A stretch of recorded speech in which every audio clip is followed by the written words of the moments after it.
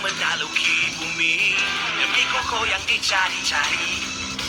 Mereka akan tiba tak lama lagi.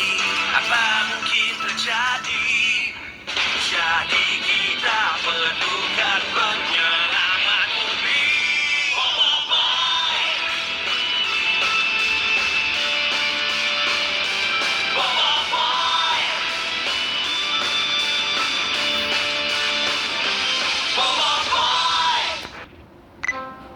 Hai, Assalamualaikum kawan-kawan. Tadi, Mama minta Sofia tolong Alif kemas bilik.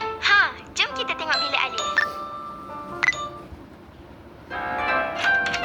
Ya Allah, Alif. Hai Sofia. Hai kawan-kawan. Alif, tengah katil tak kemas lagi. Tu, mainan dan buku pun bersepah. Apa itu? Lipas! Tunggu Alif, Sofia!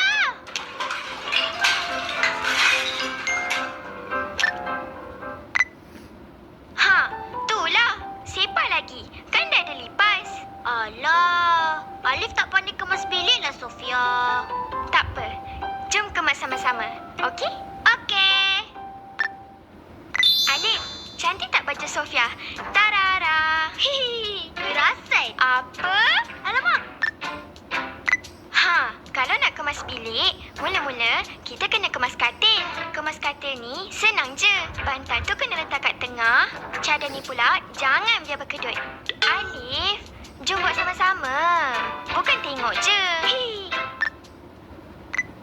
Okey, biar tegang dan bersih. Dah siap. Awesome.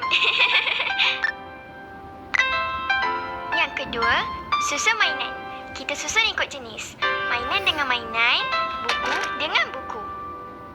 Lepas main, terus je kemas balik. Okey, Alif? Okey, Alif tahu. Lepas main, terus kemas. Alif, kan Mama dah pesan. Jangan makan dalam bilik. Makan kat meja makan kan, Sofia? Betul tu.